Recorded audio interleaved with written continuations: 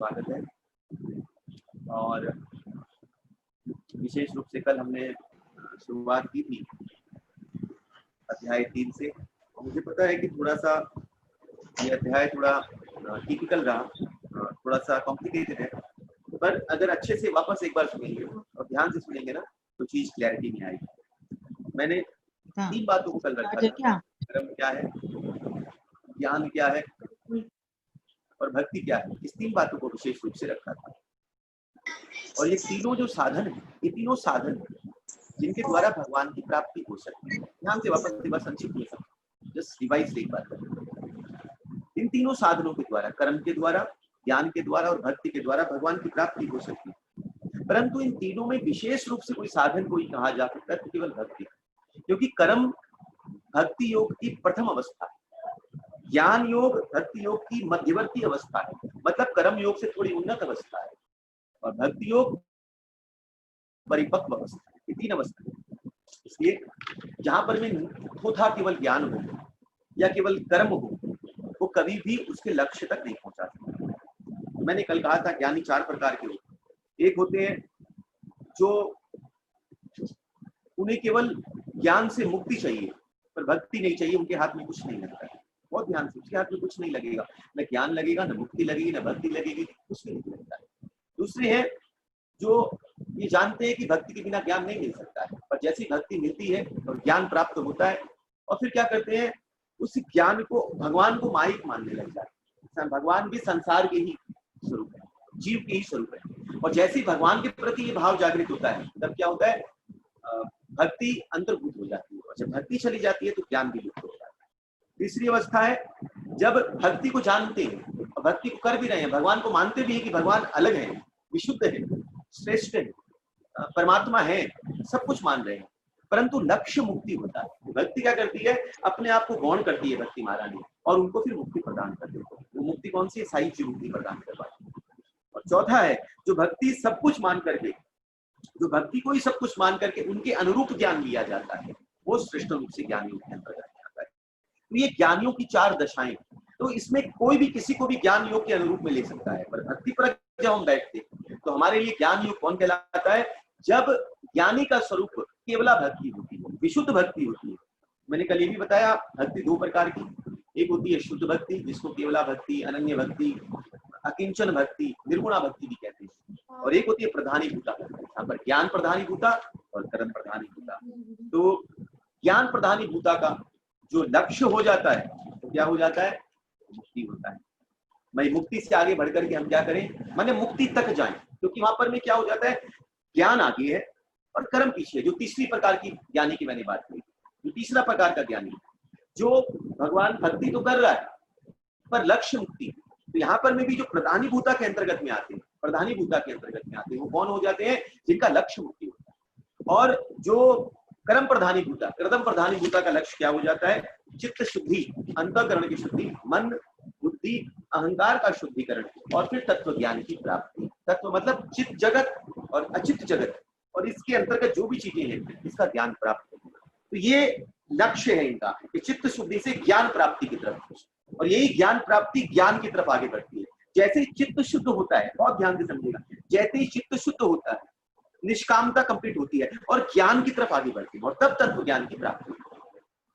ठीक है, मैंने कल ये बताया 18 प्रकार की, इसलिए कि 18 प्रकार की विद्याओं का वर्णन किया। कौन कौन सी विद्याएं, 4 वेद हैं। अच्छा कल थोड़ा सा मिस्टेक हुआ, वापस एक बार ठीक से समझ लीजिए। 4 प्रकार के वेद है, 6 प्रकार के वेदांग हैं, और 6 प्रकार के वेदांग कौन कौन से हैं, शिक्षा, कल्प, व्याकरण, निरुक्ति, ज्योतिष और छंद। ये 6 प्रकार के क्या है, वेदांग हैं। और 8 शास्त्र, कौन कौन से, मीमांसा शास्त्र, न्याय शास्त्र, धर्म शास्त्र, पुराण शास्त्र, आयुर्वेद, धनुर्वेद, गांधर्व वेद और अर्थशास्त्र। ये 8 प्रकार के शास्त्र हैं। ये सब 18 मिलकर के क्या बनती है, 18 विद्याएं। ये हमने कल श्रवण किया, और उसके बाद फिर पहला श्लोक, दूसरा और तीसरा। एक यहाँ पर अर्जुन पूछता है कि बुद्धि से सकाम श्रेष्ठ है, तो भगवान क्यों हमको आप नीति में लगाना चाहते हो। दूसरे में अर्जुन पूछता है कि मेरी आपने इतना जो इतनी सारी चीजों का जो व्याम मिश्रित अनेक अर्थ बताए हैं, उससे मेरी बुद्धि क्या हो गई है, मोहित हो गई है। तो भगवान मुझे मेरा निष्कर्ष बताएं कि मेरे लिए श्रेष्ठ कर क्या है, इसका हमने श्रवण किया। फिर भगवान जब जवाब देते हैं तो भगवान कहते हैं योग ज्ञान योगेन सांख्येन कर्म योगेन योगिना। कर्म योग की दो प्रकार की निष्ठा का वर्णन भगवान करते हैं, कर्म योग की निष्ठा और ज्ञान योग की निष्ठा। इसको मैंने विश्लेषण बताया कि कर्म योग क्या है और ज्ञान योग क्या है। ये दो भगवान निष्ठा बताते हैं कि दो प्रकार की निष्ठाएं होती है, दो प्रकार का योग, ये निष्ठाएं हैं कि निष्ठा है जहां पर जीव लगता है, तो एक निष्ठा जिसमें कर्म प्रधान है और एक निष्ठा है जिसमें ज्ञान। ये दो प्रकार की निष्ठाएं चलती हैं। जहां पर कर्म प्रधान होता है वहां पर संसार की प्रधानता होती है, और जहां पर में ज्ञान प्रधान होता है वहां पर में बुद्धि प्रधानता होती है। जहां पर में कर्म प्रधान होता है वहां पर ये बात होती है बुरा नहीं करना और बुरा नहीं चाहना, और जहां पर में ज्ञान प्रधान होता है वहां पर में मेरा कुछ नहीं और मेरे लिए कुछ नहीं, इस बात की प्रधानता। इस बात को हमने विशेष रूप से रखा। कर्म योग थोड़ा सा टिपिकल है, इसलिए थोड़ा सा और ध्यान से समझे। तो मैं और थोड़ा सा आज एक प्रैक्टिकल वे से अगर आपको समझाऊं तो इस तीसरे अध्याय में क्या क्या है, एक बार फिर इस बात को थोड़ा समझिए, फिर समझिए, क्योंकि बहुत इंपॉर्टेंट है। कर्म योग ज्ञान योग ये समझ में नहीं आएगा तो दिक्कत है। अब जैसे हम देखते हैं कि भगवान भी जो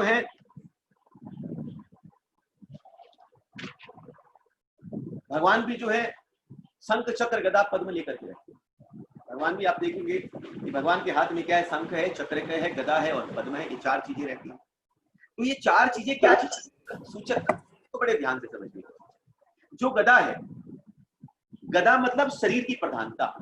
गदा का मतलब क्या होता है, गदा कहाँ आघात करता है, गदा हमारे शरीर पर आधार करता है, गदा शरीर पर आघात करता है, चोट पहुंचाता है। तो गदा सूचक है किसका, शरीर का।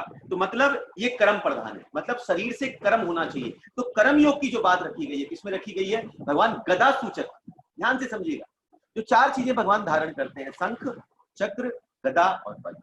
तो गदा किसका सूचक है, शरीर। गदा का आघात शरीर के ऊपर होता है, इसलिए भगवान इस बात का सूचक करते हैं कि शरीर प्रधान मतलब कर्म प्रधान, मतलब कर्म योग की बात भगवान गदा के सूचक रूप से बताना चाहते हैं।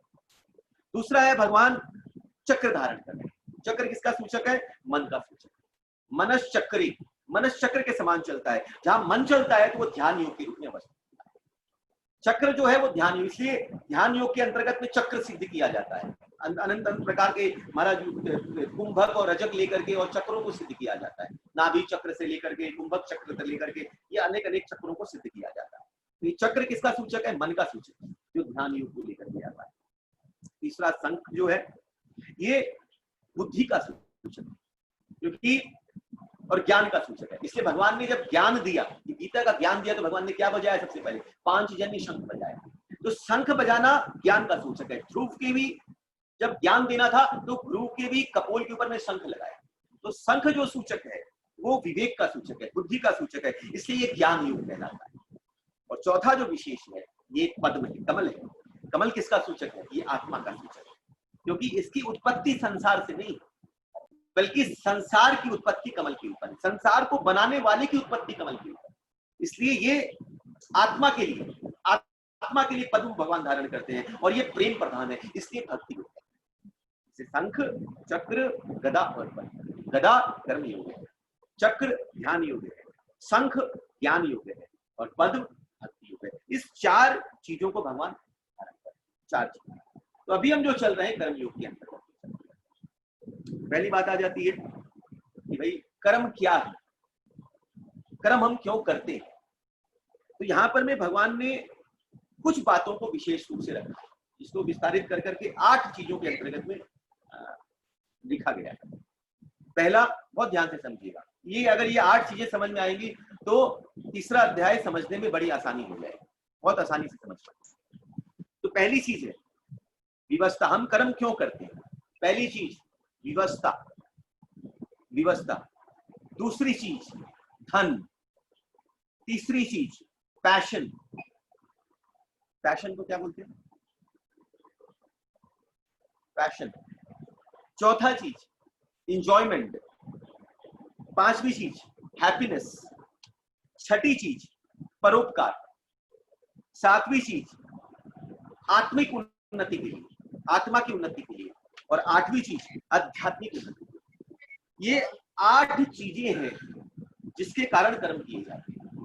वापस समझ लीजिए, पहला विवस्था, दूसरा धन, तीसरा पैशन, चौथा इंजॉयमेंट, पांचवा हैप्पीनेस, ये मैं बहुत प्रैक्टिकल समझा रहा हूं, पांचवा हैप्पीनेस, छठा परोपकार, सातवां आत्मिक उन्नति के लिए और आठवां आध्यात्मिक उन्नति के लिए। तो इसमें जो पहला से लेकर के जब आठवें तक जाते हैं तो सबसे कम जो कर्म होता है वो विवश में, कर्म तो हमको करना ही पड़ता है, भगवान लिखेंगे आगे में, न ही कश्चित क्षणमपि जातु तृष्ट कर्म करता है। हम जो भी कर्म करते हैं करना ही पड़ेगा, तो कहीं ना कहीं विवशता होती है, विवशता होती है। और जहां पर में विवशता होती है वहां पर कर्म करना पड़ता है, करना ही पड़ता है भाई, करने हमको नहीं चाह करके भी कर रहे हैं। और पर यहाँ पर क्या होता है, जब बिना चाहे करते हैं, विवशता में करते हैं, तो क्या होता है, उत्साह नहीं होता है कर्म करने। कोई भी एक्शन जब हम करते हैं, कुछ कर रहे हैं, तो उसके पीछे में हमारा उत्साह नहीं, जोश नहीं, बस करने के लिए हम कर रहे हैं। जैसे जैसे कोई भी चीज सुपरफिशियल वे में हम कर जाते हैं, भाई पिताजी दादाजी करके आ रहे थे, जो चला आ रहा था परंपरा से, उसी को हम कर रहे हैं। जैसे कल भी एक माता जी ने पूछा कि प्रभु हम जो करवा चौथ करते हैं, कोई भी व्रत करते हैं, तो करना चाहिए कि नहीं करना चाहिए? करना चाहिए, करने में कोई मनाही नहीं, पर उसमें विवशता होकर के कर्म नहीं करना चाहिए। ये ध्यान रखना चाहिए कि हमको करना पड़ रहा है, वो विवशता नहीं। ये विवशता सुपरफिशियल होती है, इसमें आप बंधन, आप इसमें एक लगता है कि कब ऐसा कुछ हो जाए कि हम इससे निकल जाएं, ये महसूस होता है। तो ये पहली जो चीज है विवशता। दूसरा, धन के लिए कर्म किया जाता है, धन के लिए, भाई जहां पर धन मिले, जहां पर में पैसा मिले या ऐसी कोई चीज मिले, तो जहां इसके लिए कर्म किया जाता है तो ये विवशता से ऊंचा होता है। अब ध्यान से, धन का जो कर्म है, धन प्राप्त करने के लिए जो कर्म है, जहां पर लक्ष्य धर्म होता है, धन होता है, पैसा होता है, तो वहां पर जब कर्म किया जाता है तो वो जो कर्म है विवशता से ऊंचा। क्यों विवशता से ऊंचा है? क्योंकि कम से कम आप उसको करने के लिए विवश हैं, बाध्य नहीं है, आपकी उसमें थोड़ी सी रुचि है, हल्की सी रुचि ज्यादा है, इसलिए आप उसको करने का प्रयास करें। इसलिए विवशता से ऊंचा जो है वो धन का।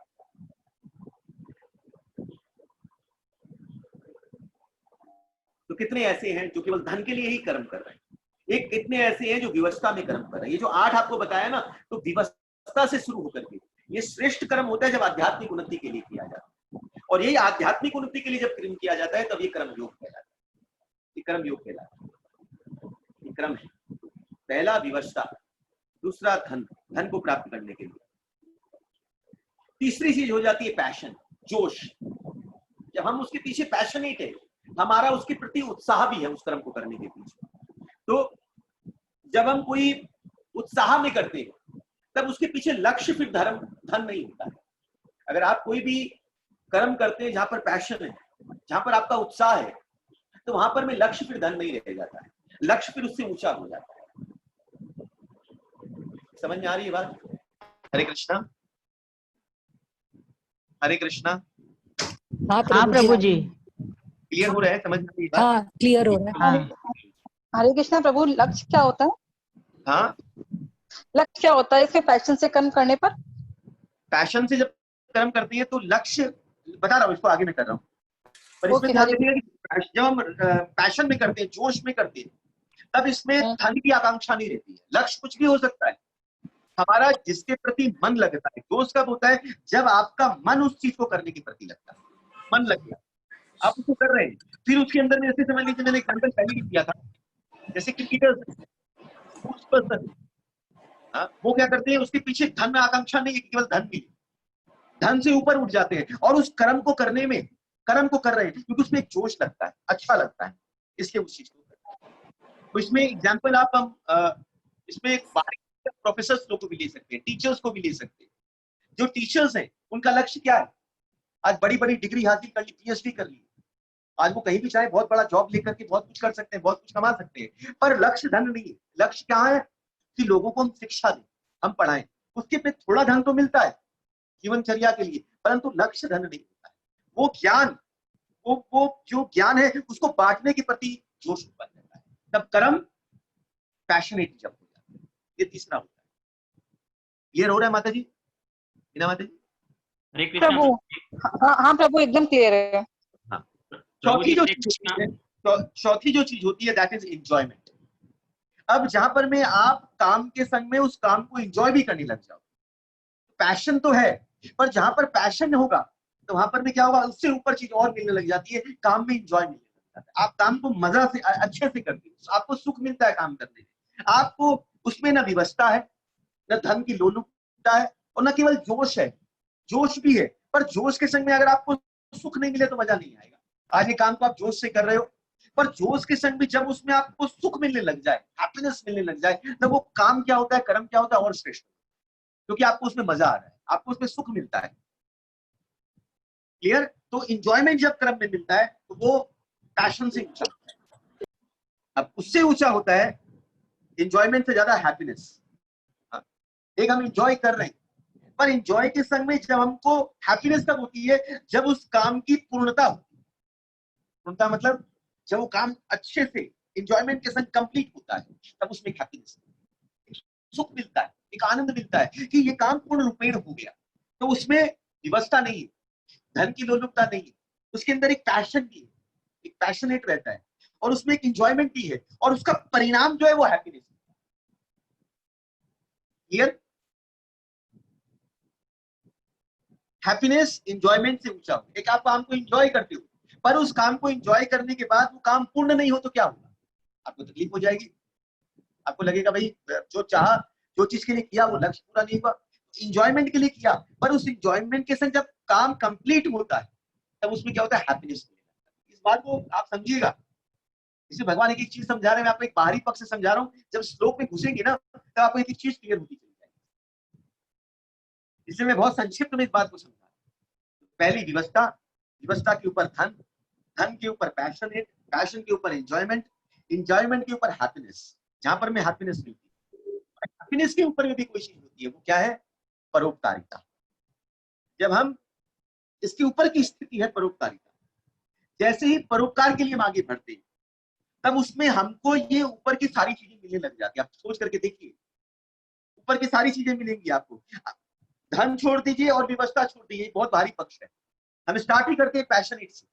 आप जब परोपकार के लिए करेंगे तो परोपकार करने में देखिए किसी की सेवा कर रहे हैं, जो कर्म योगी का सिद्धांत है कि दूसरों की सेवा करना, संसार को संसार की सेवा में लगाना, जो मैंने कल भी कहा, वो क्या है, परोपकार करना। तो जब उपकार करते हैं तब क्या होता है उसके अंतर्गत, तो उपकार के अंदर में क्या हो जाता है, आपका पैशन भी होता है, आप दोष भी लगाते हो।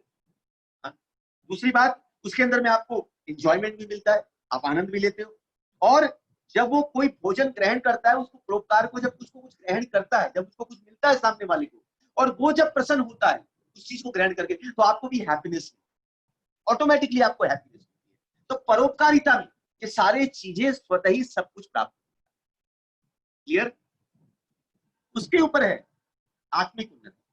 जब इस परोपकार से भी ऊपर उठ जाते हैं, जब ये लगता है बहुत कर लिया, अब अपने लिए कुछ करना है, अपने खुद के लिए कुछ करना है, तो उस वक्त क्या होता है कि हम अपने लिए, आत्मा के लिए जब कुछ भी करने का प्रयास करते हैं, तब वो जो कर्म होता है वो आत्मिक उन्नति। जैसे एग्जाम्पल आप लीजिए कि परीक्षित महाराज ने सब कुछ किया।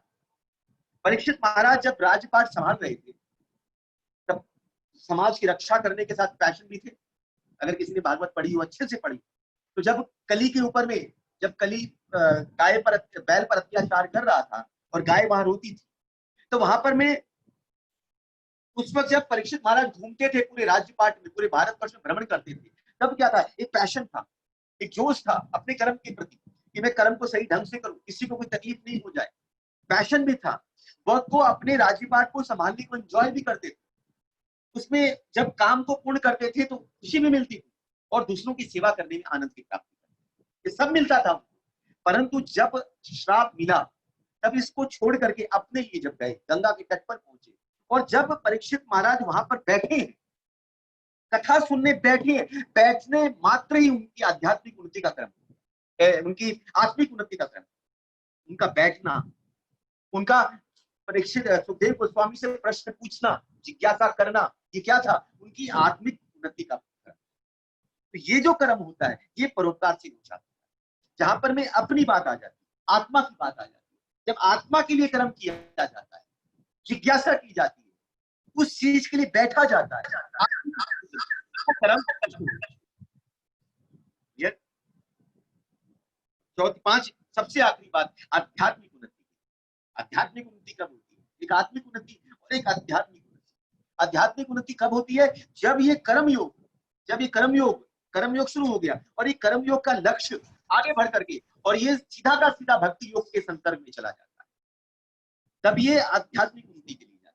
जब जीवन में सदगुरु की प्राप्ति हो जाती है, जब जीवन में सदगुरु आ करके जब आप उनसे जिज्ञासा करते हैं और आपके जीवन का निवारण हो करके और जीवन में भक्ति रूपी कर्म होने लग जाता है, हरि नाम करना, भगवान की कथा का श्रवण करना, गुरु की सेवा करना, तद विधि प्रणिपातीन परिपर्शेन सेवया, जब ये होने लग जाता है तो आध्यात्मिक उन्नति का कर्म। अंदर बैठा गुरु भी, जैसे चर्चा जब होती है ना, इसको एक भाषा में समझे तो जब मुंह बोलता है तो कान सुनता है, और जब गला बोलता है तो बुद्धि सुनती है, जब हृदय बोलता है तो हृदय सुनता है, जब आत्मा बोलती है तो आत्मा सुनता है, और जब परमात्मा बोलता है तो अंदर बैठा आपका परमात्मा उसका सुनता है। तो अंदर में जब यही आध्यात्मिक उन्नति कब होती है? जब अंदर बैठा हुआ परमात्मा आपके हृदय से बोल करता है, ये स्थिति जागृत होती है, ये आध्यात्मिक उन्नति कर देता है। जब आपके हाथ में जपमाला आ जाती है, जब आपके कान में कृष्ण कथा श्रवण करने की लोलुपता पैदा हो जाती है, ये आध्यात्मिक उन्नति का कर्म, जिसको विशेष रूप से प्रभुपाद जहां जहां लिखते हैं ना, कर्म योग बुद्धि योग को प्रभुपाद जहां जहां लिखते हैं भक्ति योग भक्ति योग भक्ति योग, तो कई लोग इस बात को उठाते हैं कि प्रभु ये कर्म योग और भक्ति योग ये कैसे हो सकता है? प्रभुपाद जी हर जगह इन दोनों का मिश्रण कर दिया। मिश्रण नहीं किया प्रभुपाद जी ने। प्रभुपाद जी ने जो भक्ति योग को, जो कर्म योग को पकड़ा है, उसको आध्यात्मिक उन्नति के हिसाब से पकड़ा, इस हिसाब से। तो ये कर्म के 8 क्रम जो व्यवस्था से लेकर के आध्यात्मिक उन्नति तक हमको लेकर के क्लियर हुआ। ये कोई प्रश्न है किसी का?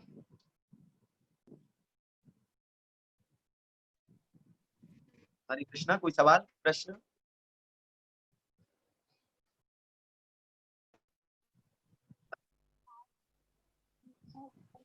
समझ में आया कि नहीं? प्रभु जी इसमें थोड़ा सा आध्यात्मिक आत्मा की उन्नति और आध्यात्मिक उन्नति, ये दोनों में थोड़ा क्या डिफरेंस हो रहा है?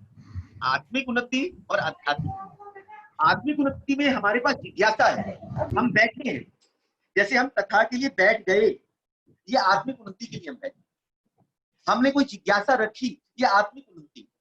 परंतु इसको श्रवण करने के बाद, इसको सुनने के बाद, गुरु के मुख से प्राप्त होने के बाद, शास्त्रों से इस चीजों का अध्ययन करने के बाद, जब हमारे जीवन में हरिनाम उपस्थित हो जाता है, कृष्ण कथा श्रवण उपस्थित हो जाता है, तभी आध्यात्मिक उन्नति हो जाती है। क्लियर है संदीप प्रभु? हाँ प्रभु, मतलब जब अपने मतलब बैठना, जिज्ञासा करना, ये आत्मिक उन्नति है, क्योंकि अपने लिए हम बैठ गए हैं। और आध्यात्मिक उन्नति मतलब उसको प्राप्त कर लिया, अब उसको प्राप्त करके अब उस आध्यात्मिकता को प्राप्त करने का प्रयास करना है ना? ठीक ठीक है। तो यही विशेष रूप से प्रभु जी, आवाज कट रही है प्रभु जी, जैसे तो आध्यात्मिक हाँ, एक मिनट प्रभु जी। हाँ ठीक है अभी। हाँ प्रभु जी। हाँ प्रभु जी, जैसे आध्यात्मिक उन्नति के लिए फिर आत्मिक उन्नति होना जरूरी है ना पहले?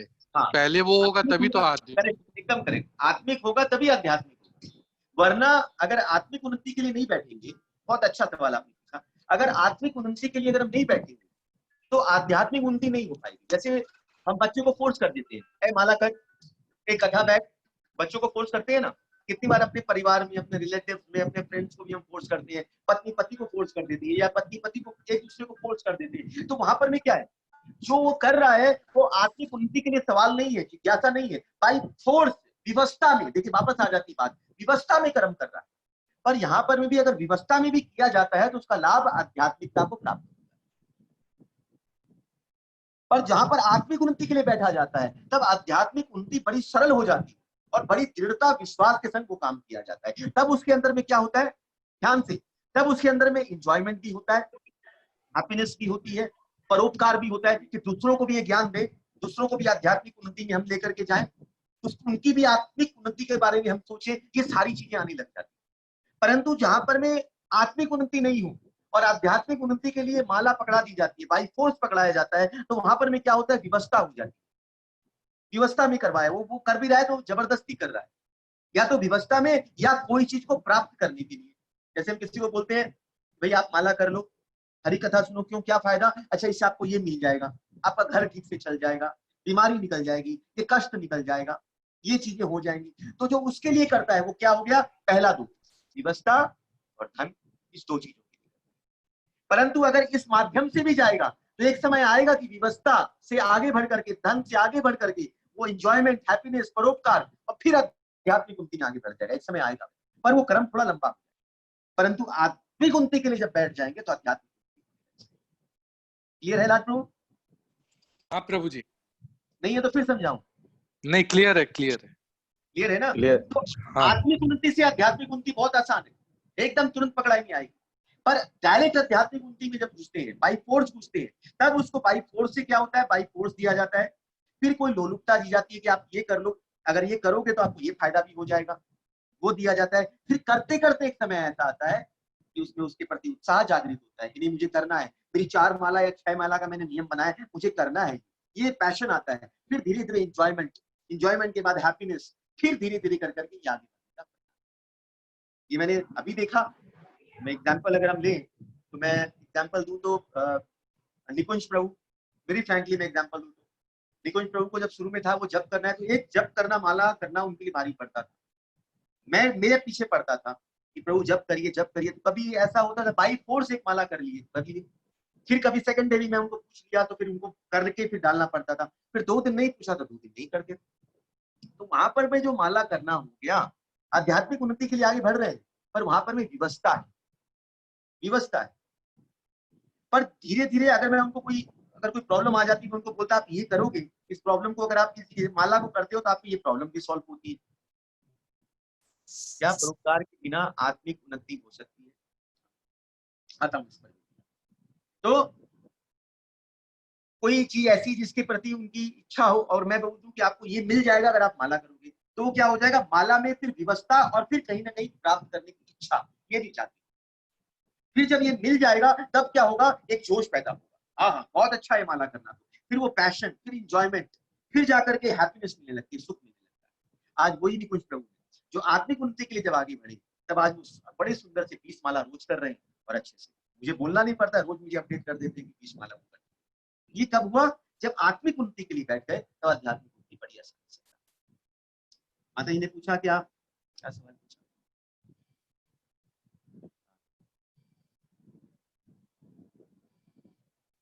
क्या परोपकार के बिना आत्मिक उन्नति हो सकती है? परोपकार के बिना आत्मिक उन्नति हो सकती है। हम हैप्पीनेस, एंजॉयमेंट, पर जहां पर में अगर आप भक्ति के अंतर्गत में आ गए, आत्मिक उन्नति के लिए बैठ गए हैं या बैठने का प्रयास कर रहे हैं, तो कहीं ना कहीं परोपकारिता हुई है तभी।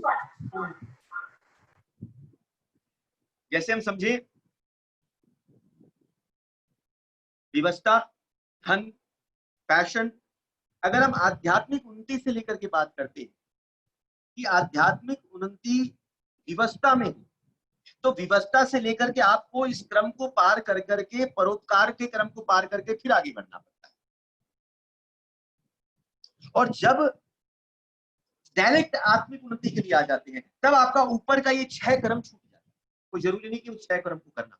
फिर क्या होता है, जब आत्मिक उन्नति के लिए बैठते हैं, ध्यान से समझिएगा, जब आत्मिक उन्नति के लिए बैठते हैं और आध्यात्मिक प्राप्त होती है, तब अपने आप क्या होता है, उल्टा हो जाता है, परोपकार होने लग जाता है, आप दूसरों को ये उपदेश देने लग जाते हो, परोपकारिता उपस्थित होती है, आपको सुख मिलता है, आप दूसरों को भी ये सुख देने का प्रयास करते हो, हैप्पीनेस है, एंजॉयमेंट है, पैशन है, ये सारी चीजें अपने आप उपस्थित होने लगती है। तो डायरेक्ट आत्मिक उन्नति के लिए भी बैठ सकते हैं, और इस क्रम से भी, व्यवस्था से होकर के भी नीचे जाया जा सकता है। ठीक है, देखिए एक बात ऐसे समझिए, जो बहुत ज्यादा परोपकार कर लेता है, बहुत ज्यादा सेवा कर लेता है, तब उसको लगता है इसके आगे और क्या करूं मैं, और क्या करना चाहिए, मैंने बहुत समाज सेवा कर ली, बहुत लोगों को जल पिला दिया, बहुत लोगों को खाना खिला दिया, अब और क्या करूं, और क्या करना चाहिए मुझे। तो जहां पर मैं परोपकारिता से कहीं ठहराव दिखता है कि और क्या करना चाहिए, तो वहीं से आत्मोन्नति शुरू, आत्मोन्नति वहीं से शुरू होती है। अब मुझे क्या करना चाहिए, ये मुझेपन वहीं पर आके बैठता है। तब यहाँ पर में आत्म उन्नति की जिज्ञासा होती है कि अब मुझे क्या करना चाहिए, अब मैं क्या करूं, क्या है। तब वहां पर में आत्म उन्नति की बात होती है, तब आध्यात्मिक उन्नति की तरफ प्रवेश। क्लियर है? हरे कृष्णा प्रभु जी। हरे कृष्णा प्रभु जी, ये जो 8 आपने कर्म बताया कर्म का, तो अगर विवशता से डायरेक्टली आत्मिक उन्नति पे नहीं आ सकता क्या? आ सकता है, स्टेप बाय स्टेप चलने कोई जरूरी नहीं है ना? हाँ क्या चीज प्रभु? मैं कह रहा हूँ स्टेप बाय स्टेप चलने कोई जरूरी नहीं है ना, विवशता से। करेक्ट आपने कहा, जरूरी नहीं है, पर विवशता में अगर आप आ गए ना, तो ये जो आपके अंदर में धन, पैशन, इंजॉयमेंट, हैप्पीनेस, ये जो है, ये सारी चीजें बहुत सूक्ष्म रूप से आकर के निकल जाएंगी, पता भी नहीं चल पाएगा। हमको लगेगा हम विवशता से सीधा आत्मिक उन्नति पर आ गए, पर कहीं ना कहीं संक्षिप्त रूप से कहीं ना कहीं हमको कुछ ऐसा मिला है जिसपे हमको विश्वास हुआ है कि इस आध्यात्मिकता में कुछ ना कुछ है। मैंने आप किसके लिए पूछ रहे प्रभु? मैंने आध्यात्मिक उन्नति विवशता में करना, उसी के लिए आगे पूछ रहे हैं ना? हाँ जी, हाँ जी, हाँ जी प्रभु जी। हाँ, तो समझ लीजिए हमको बाई फोर्स किसी ने आध्यात्मिक उन्नति कराई, तो हमको क्या होता है, उस विवशता में क्या हो जाता है, कुछ ऐसी चीजें मिल जाती, कुछ ऐसी घटना हो जाती, कोई ऐसी जीवन में चीजें हो जाती है जहां पर उस हरिनाम के प्रति, आध्यात्मिकता के प्रति हमारा विश्वास बढ़ जाता है, ऐसा कुछ हो जाता है। तो वो उस चीज का प्राप्ति होना, तब जाकर के उसके प्रति जोश ये धीरे धीरे करके इतनी तेजी से बढ़ता है और हम आत्मिक उन्नति के लिए बैठ जाते हैं। ठीक है प्रभु? हाँ हाँ हाँ प्रभु जी। कई बार हमको दिखाई नहीं देगा, हमको लगेगा शायद नहीं हुआ है, पर एकदम सूक्ष्म रूप से उसको छानेंगे और देखेंगे कि विवशता से लेके आत्मिक उन्नति का जो पीरियड था उसके बीच में क्या क्या हुआ, तो आपको ये सारी चीजें दिखाई देंगी। आपको कुछ ना कुछ मिलना भी दिखाई देगा, कहीं ना कहीं जोश भी दिखाई देगा। जब कुछ मिलेगा ना तो लगेगा कि हाँ हमको करना चाहिए, कहीं ना कहीं जोश जागृत हो जाएगा। और जब जोश में करेंगे तो इंजॉयमेंट मिलता है, और इंजॉयमेंट के साथ में जब वो पूर्ण होता है तो हैप्पीनेस मिलती है, ये अपने आप होने लग जाएगा। तब हमको लगता है कि हमको कुछ करना है। तब आप क्या करते हैं, परोपकार करते हैं। तो आप दूसरे अपने अगल बगल, अगर आप ऑफिस में हैं या आप घर पे हैं, तो अगल बगल वालों को भी बोलते हैं तू भी कर, तेरे को भी करना चाहिए। तो कहीं ना कहीं इस भाव को प्रदान करने की इच्छा जागृत होती है, ये परोपकार का रूप है। सही है। हरे कृष्ण। क्लियर है प्रभु? हाँ जी प्रभु जी। हाँ। प्रभु जी चैट में क्वेश्चन एक बार देखिएगा, चैट में क्वेश्चन है। आध्यात्मिक उन्नति करने कर्म, आध्यात्मिक उन्नति कर्म कैसे हुआ? हम तो कर्म नहीं कर रहे हैं, आध्यात्मिक उन्नति तो रिजल्ट हुआ ना। आध्यात्मिक उन्नति रिजल्ट नहीं, साधन भी है। मैंने कल भी कहा आध्यात्मिक उन्नति साधन भी है और आध्यात्मिक उन्नति साध्य भी, ये दोनों चीजें आध्यात्मिक उन्नति के अंदर। भगवान यही कहते हैं, न ही कश्चित क्षणमपि जातु उत्कृष्ट कर्म कृतः। श्लोक संख्या अगर आप खोलेंगे तो आप खोलिए, मैं बताता हूँ। तीसरा अध्याय, श्लोक संख्या 5 है शायद, 5 नंबर, बोलिए एक बार। बोला तीसरा अध्याय 5 नंबर श्लोक, न ही कश्चित क्षणमपि जातु उत्कृष्ट कर्म कृतः कार्य से हंसा कर्म सर्व प्रकृति जय गुण। भगवान बोलते प्रत्येक व्यक्ति को प्रकृति से अर्जित गुणों के अनुसार विवश होकर के कर्म करना पड़ता है, विवश होकर के। अतः कोई भी एक क्षण के लिए भी बिना कर्म किए नहीं रह सकता, कोई भी है। तो अगर हम सोचते हैं कि हम बैठे हैं, हम माला जप रहे हैं, कुछ भी कर रहे हैं, कर्म नहीं हुआ, बैठे हैं, चुपचाप बैठे हैं, हमने जिज्ञासा कर ली, ये कर्म नहीं, कर्म है। आपका सोना, आपका उठना, आपका बैठना, आपका हर एक्टिविटी, कोई ऐसा क्षण नहीं है कि आप कर्म करें। हर एक्शन, चाहे वो आप जागृत अवस्था में करो, चाहे आप स्वप्न अवस्था में करो, चाहे आप सुषुप्त अवस्था में करो, वो कर्म कहलाता है। जागृत मतलब जग करके आप कुछ भी कर रहे हो, चाहे बैठ रहे हो, आप चल रहे हो, आप हंस रहे हो, व्हाटएवर यू आर डूइंग, कर्म है। चाहे आप सो रहे हो, स्वप्न देख रहे हो, वो भी कर्म है। और या स्वप्न भी आपका लुप्त हो जाए और सुषुप्त अवस्था में पहुंच जाओ, वो भी कर्म है। इससे भगवान बोलते हैं कोई ऐसा क्षण नहीं है जब आप कर्म नहीं। सवाल क्या था, एक बार फिर देख लेता हूं। आध्यात्मिक उन्नति कर्म कैसे हुआ? कर्म इसलिए हुआ क्योंकि हम साधन कर रहे हैं, क्योंकि हम जो हरि नाम करते हैं हम साधक कहलाते हैं ना। भक्त क्या कहलाता है? साधक कहलाता है। साधक मतलब जो साधता है, लक्ष्य की तरफ जो साधता है वो साधक है। पर लक्ष्य भी आध्यात्मिकता है, और जो साधन है, जो करने का साधन है, वो भी आध्यात्मिकता है। दोनों चीजें आध्यात्मिकता है। हरिनाम कर रहे हैं, हरिनाम की प्राप्ति के लिए, कथा श्रवण कर रहे हैं, कथा की प्राप्ति के लिए, तो साधन भी है और साध्य भी है। तो जब वो साधन रूप में आता है तब वो कर्म कहलाता है। क्लियर? हरे कृष्णा प्रभु। हरे कृष्णा। तो यहाँ पर मतलब सांसारिक कर्मों से कोई मतलब नहीं है, जो अपने 8 चीजें बताए हैं यहाँ पर आध्यात्मिक। अब धन किसके लिए करेंगे आप? विपस्ता में कोई भी कर्म आप करते हो, whatever you are doing, जैसे बच्चों को स्कूल भेजना है, बच्चों का मन नहीं है स्कूल जाने का, आप उनको स्कूल भेज रहे हो, बच्चों का मन नहीं है पढ़ने का, पढ़ा रहे हैं, आपका मन नहीं है आज ये काम करने का, पर भाई फोर्स आपको करना पड़ रहा है, आपका मन नहीं है ऑफिस जाने का, पर जाना पड़ रहा है, क्योंकि आपको अर्निंग चाहिए, पैसा चाहिए, ताकि घर परिवार चल सके। हाँ कि ना? हाँ। उस कर्म के पीछे व्यवस्था है, उस कर्म के पीछे लक्ष्य धन्य है, कहीं ना कहीं संसार से ही रिलेट है। मैं तो आध्यात्मिकता की बात कहाँ कर रहा हूँ, 7वें नंबर से आध्यात्मिकता की बात हो रही है, जहाँ पर आत्मिक उन्नति और आध्यात्मिक उन्नति, ये 2 आध्यात्मिकता की बात है, बाकी 6 तो संसार की बात है। अच्छा, नहीं आप बोले ना जैसे विवशता में किसी को लेके आना अध्यात्म की तरफ, या सत्संग में कोई आता है तो विवश होके आता है, प्रेशर में आता है, वो मैं आध्यात्मिकता की दृष्टि से बता रहा हूँ। अच्छा, वही कह रहा हूँ। ठीक है ना दिनेश भाई? जी जी प्रभु। ये समझ जाएंगे ना, ये 8 चीजों को समझेंगे जब क्लैरिटी, ये क्रम है बहुत अच्छे से। व्यवस्था, धन, धन मतलब कोई भी चीज के प्रति लोलुपता, उस धन के, तीसरा उसके पीछे पैशन, उसके पीछे फिर एंजॉयमेंट, हैप्पीनेस, परोपकार, आत्मिक उन्नति और आध्यात्मिक, ये 8 चीजें।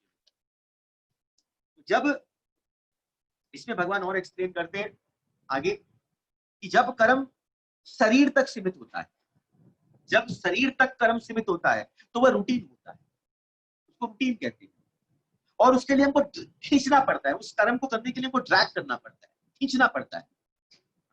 भाई शरीर तक जब तक कर्म होगा, शरीर से जब कर्म होगा, बहुत ध्यान से समझिएगा, जब कर्म केवल शरीर से होता है, बाहर से हो रहा है, केवल इंद्रियों के द्वारा होता है, पर फिर वहां पर रूटीन है, आपको करना पड़ रहा है, आपको खींचना पड़ रहा है, बच्चों को स्कूल जाना पड़ रहा है, एंजॉयमेंट नहीं है, व्यवस्था है।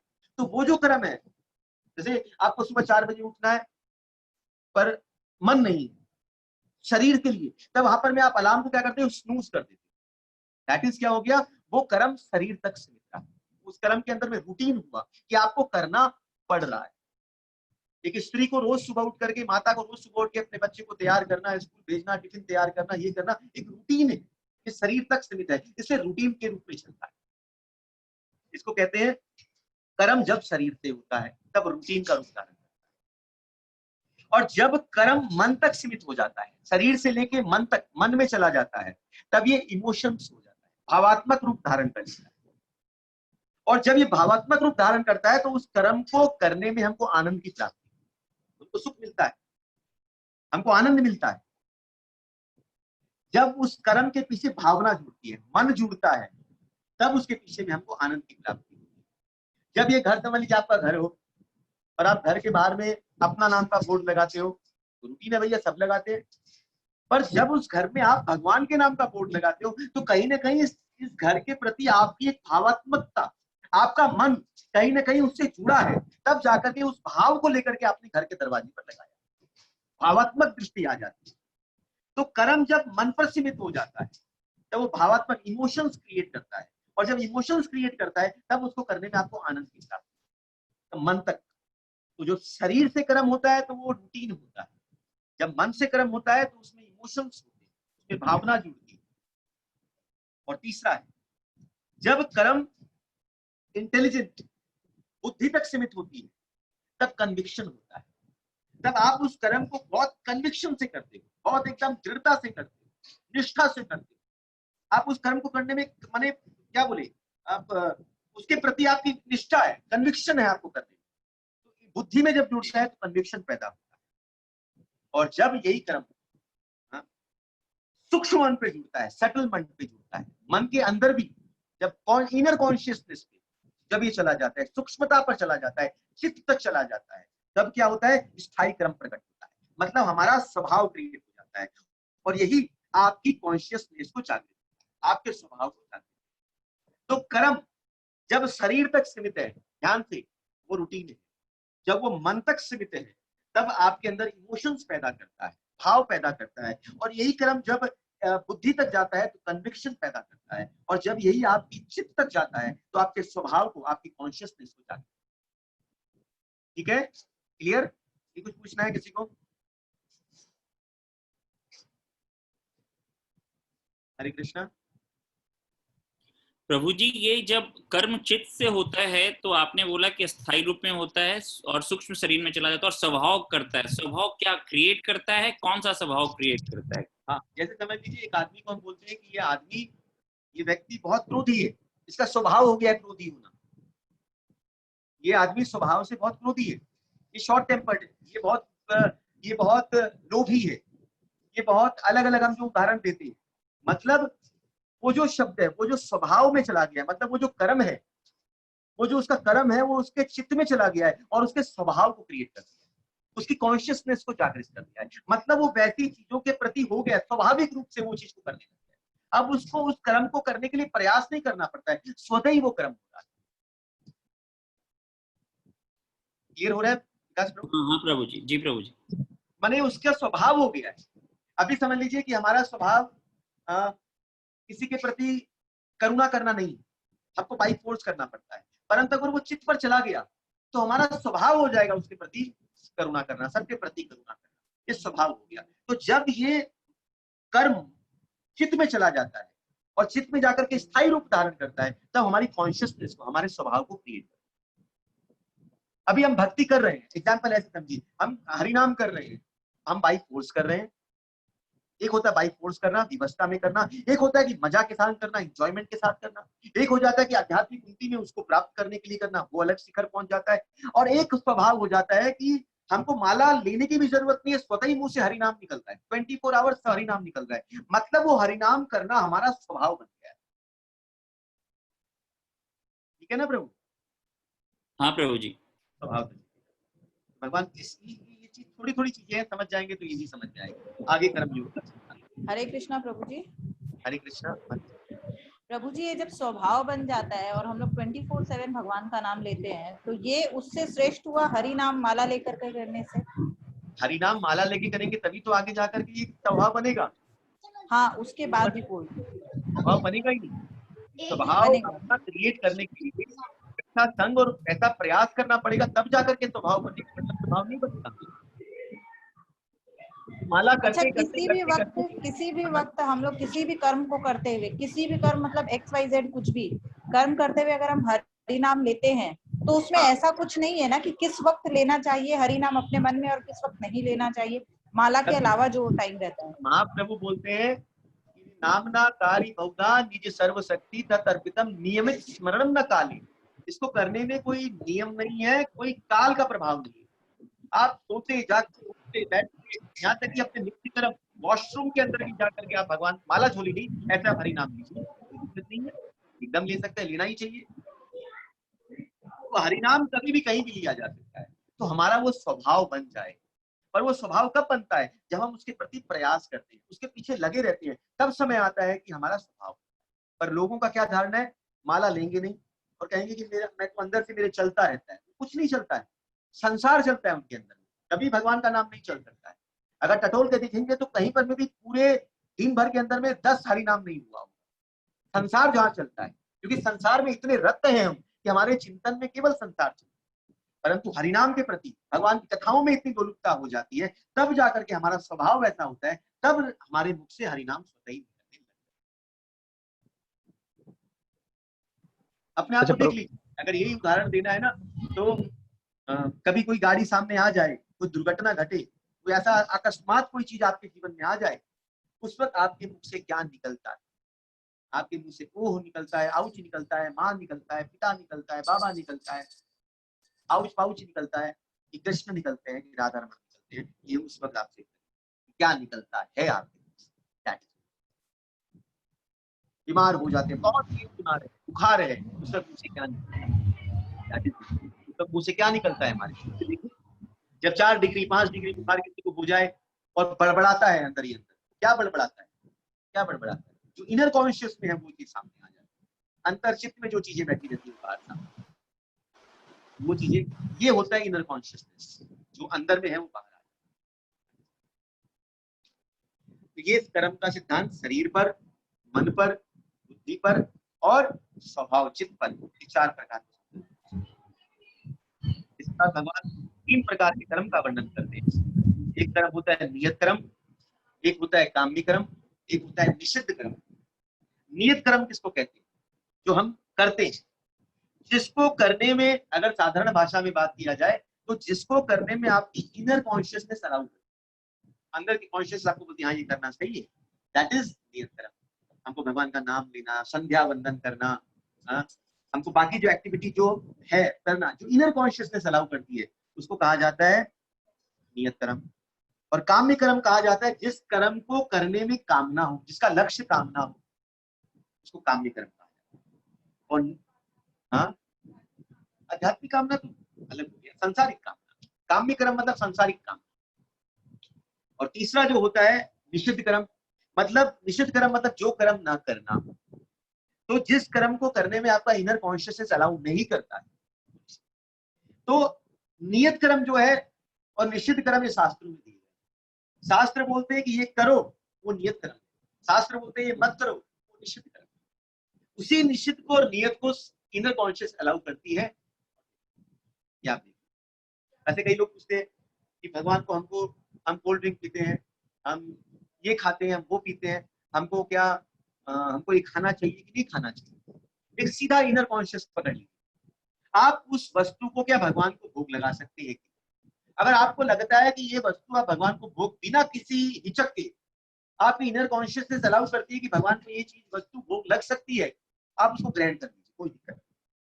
और ये ध्यान रखिएगा कि इनर कॉन्शियसनेस उसको अलाउ करती है कि नहीं करती। आप देखिए, दैट इज वेरी इंपॉर्टेंट। नियत, और ये शास्त्रों में जो कर्म दिए गए हैं वो नियत कर्म और निषिद्ध कर्म दोनों दिए गए, और काम्य कर्म भी दिए गए हैं कि इसको करने से कामना पूर्ण होती है। तो शास्त्रों में 3 कर्म की व्याख्या दी गई। इसकी नियत कर्म जो दिया गया करो, काम्य कर्म जिसका लक्ष्य कामना है, ये करोगे तो ये मिलेगा, काम्य कर्म। और तीसरा निषिद्ध कर्म, ये कर्म नहीं करने चाहिए, इसको निषिद्ध कर्म कहा जाता है। इसलिए भगवान आगे में कर्म यज्ञ की भी स्थापना करते हैं। कर्म यज्ञ है, तो कर्म यज्ञ मतलब यज्ञ में हम क्या करते हैं? यज्ञ में क्या करते हैं? आहुति देते हैं। यज्ञ मतलब सेंटर, यज्ञ कितना होता है? सेंटर में होता है, और उस सेंटर में क्या करते हैं? आहुति देते हैं। और आहुति देते समय क्या बोलते हैं? स्वाहा। तो स्वाहा का मतलब क्या आता है? स्व। स्व, स्व मतलब खुद। जब अपना स्वाहा मतलब अपना समर्पण कर देना, वो स्वाहा कहलाता है। तो जब अपने आप को उस सेंटर में रखी चीजों के प्रति जब समर्पित किया जाता है, तब वो कर्म यज्ञ कहलाता है। इससे भगवान 9वें श्लोक में इस बात को लिखते हैं। एक श्लोक खोल दिया इनडायरेक्टली, 9वां श्लोक अगर आप खोलेंगे ना इसी अध्याय का, पढ़ेंगे तो देखिए भगवान क्या बोलते हैं। श्री विष्णु के लिए यज्ञ रूप में कर्म करना चाहिए, अन्यथा कर्म के द्वारा इस भौतिक जगत में बंधन उत्पन्न होता है। अतः हे कुंती पुत्र, उनकी प्रसन्नता के लिए अपने नियत कर्म करो। देखिए नियत कर्म भी आ गया और यज्ञ भी आ गया, इस तरह तुम परम बंधन से मुक्त होगे। तो नियत कर्म मतलब जो शास्त्रों में दिए गए, इसको इनर कॉन्शियसनेस अलाउ करती है। और यज्ञ मतलब सेंटर में भगवान, और फिर अपने आप को उसमें समर्पित कर देना। जब अपने कर्मों को भगवान को समर्पित कर दिया जाता है, हर कर्म को समर्पित कर दिया जाता है, तब वो क्या कहलाया जाता है? कर्म यज्ञ। ठीक है, तो ये संक्षिप्त से मैंने, बहुत लंबी चर्चा है पर संक्षिप्त रूप से मैंने समझाया कि इसके अंदर क्या क्या मिलेगा। अब अगर आप श्लोक के अंदर आप प्रवेश करेंगे तब आपको चीजें बहुत क्लैरिटी के साथ मिलेंगी। प्रभु लास्ट वाला लाइन थोड़ा सा फिर से बता दीजिए। कौन सा माता जी? लास्ट वाला जो 2-3 लाइन जो बोले हैं ना, ये वाला विष्णु के लिए ये निषिद्ध कर्म के बाद जो बताए हैं, बाद एकदम लास्ट वाला पोर्शन, कर्म यज्ञ को बताया। Yes yes yes. कर्म यज्ञ, भगवान कर्म यज्ञ मतलब होता है, यज्ञ किसको कहते हैं? जहाँ पर सेंटर में कुछ रखा जाता है। जैसे हम कोई यज्ञ करते हैं, हवन करते हैं, यज्ञ करते हैं ना, तो बीच में कोई चीज है जो हम बैठते हैं, और उस सेंटर में हम क्या करते हैं? हम आहुति देते हैं। और आहुति देते समय स्वाहा, स्वाहा मंत्र का, स्वाहा का मतलब क्या होता है? स्व प्लस हा। तो स्व, स्व मतलब खुद, हम, और हा मतलब समर्पण। जब अपना उस वस्तु में अपना समर्पण हो जाता है, उसको स्वाहा कहा है। भगवान पूरे श्लोक में ही बात लिख रहे हैं। वापस पढ़ता हूँ। श्री विष्णु के लिए यज्ञ रूप में कर्म करना चाहिए, अन्यथा कर्म के द्वारा इस भौतिक जगत में बंधन उत्पन्न होता है। अतः उनकी प्रसन्नता के लिए अपने नियत कर्म को करो। अतः तुम कर्म बंधन से, भगवान यहाँ कहते हैं यज्ञ रूप में कर्म करना चाहिए, मतलब मुझे सेंटर में रखो और फिर अपना जो कर्म करते हो, जो कुछ कर रहे हो, मुझको समर्पित कर करके तब क्या करो, बंधन से मुक्त हो जाओगे। और फिर अपने नियत कर्म को करते चलो। नियत कर्म मैंने बताया अभी, नियत कर्म क्या है, और जिसको आपकी इनर कॉन्शियसनेस अलाउ करती है उस कर्म को करते चलो, और अपना जो कर्म है उसको मुझ पर समर्पित कर, अपने आप को मुझ पर समर्पित करते हुए आगे जीवन। ये भगवान अर्जुन जो पहला सवाल उठाता है, अर्जुन जब पूछता है और भगवान बोलते हैं कि अर्जुन जब पूछते हैं भगवान से, तो भगवान अर्जुन को यही समझाना चाहते हैं कि देख तू समझ मेरी बात को अर्जुन, ये सामने बैठा हुआ, सामने खड़े हुए जो भीष्म है, द्रोण है, जिससे तू मोहित हो रहा है, ये सामने खड़े हैं, पर यहाँ सामने खड़े होकर के भी असत की तरफ खड़े। पहली बात तो सत्य की तरफ नहीं खड़े, गलत पक्ष की तरफ खड़े, असत की तरफ खड़े, पर असत की तरफ भी खड़े होकर के अपने कर्तव्य का पालन कर, अपनी ड्यूटी से नहीं मुड़ रहे। वो नहीं बोल रहे कि अर्जुन खड़ा है, युधिष्ठिर खड़ा है, मैं उनसे युद्ध नहीं करूंगा, वो अपने कर्तव्य का पालन कर रहे हैं असत की तरफ खड़े होकर के। तो हे अर्जुन, तू तो सत्य की तरफ खड़ा है, फिर सत्य की तरफ खड़े होकर के क्यों अपने कर्म से चूकता है, क्यों अपने इस कर्म से तू दूर भागने का प्रयास कर रहा है, कर्म संन्यास की तू बात कर रहा है, क्यों तू बोल रहा है कर्म छोड़ करके मैं चला जाऊं, युद्ध नहीं करूंगा।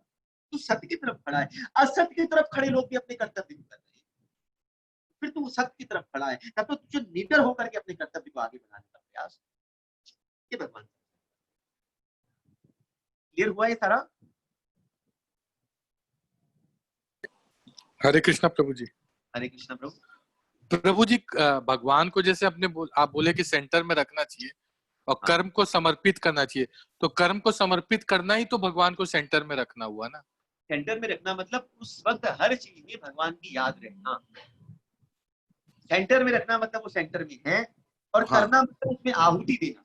आपने यज्ञ कुंड बना लिया, वो सेंटर में गया, पर उसमें आहुति देना वो भी तो इम्पोर्टेंट है। आपने भगवान के लिए भगवान को सेंटर में रखा, से अपने हर चीज के अंदर, पर सेंटर में रखेंगे उसमें आहुति भी तो देनी पड़ेगी। आहुति क्या है? उनके लिए कर्म करना, उनको कर्म करना, ये कर्म करना, वो के लिए समर्पण का सूचक। हम बोले कि हमारे लिए राधा रमन जी सब कुछ है, हमारे लिए अध्यात्म सब कुछ है, हमारे लिए सब कुछ है, पर नहीं हमारी नाम करेंगे, नहीं हम कथा श्रवण करेंगे, नहीं अपने जीवन में किए गए सारे कृत्य को भगवान से जोड़ने का प्रयास करेंगे, ना भगवान को भोग लगाएंगे, ना भोग लगा हुआ हम खाएंगे, तब क्या हो जाएगा? हम बोलेंगे हम तो भगवान को पर सेंटर में रखते हैं। सेंटर में तो रखा है आपने बोला भी है, पर कर्म आपका उस सेंटर के अंदर, आपने उसमें आहुति प्रदान वही था। प्रभु। हाँ प्रभु जी, क्लियर है।